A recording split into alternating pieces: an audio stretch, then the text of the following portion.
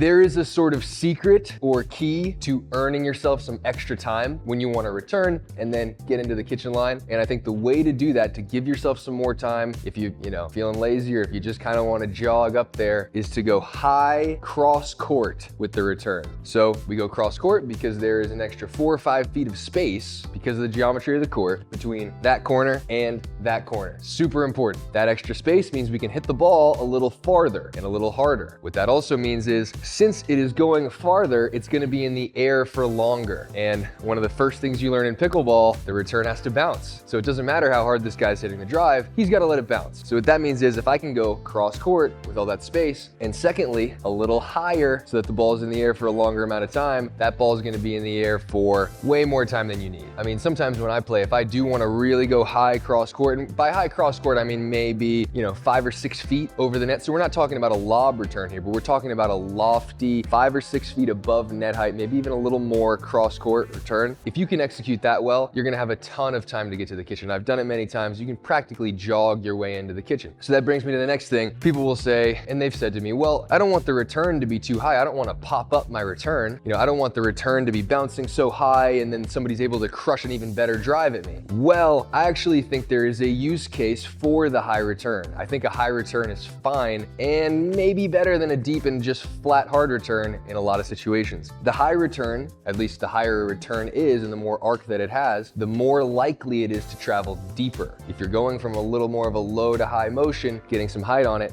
there's a much higher chance that that ball will travel farther. So that's the first thing. And secondly, the pickleball doesn't bounce that high. It's not a tennis ball. And even if at some point in the arc of that return, however high it might be, even if it's at this point, at its apex, it's still not going to bounce too much above the height of my hips. These balls do not bounce that high. And I think even if it is bouncing a little bit higher, which in all fairness might make it easier for that player to hit a harder drive, which is true. I mean, my best drives are off of a little bit of a higher bounce. That's one thing, but I think that trade-off is totally worth it, since if I'm driving it from here all the way back here, you're gonna have enough time to react to it.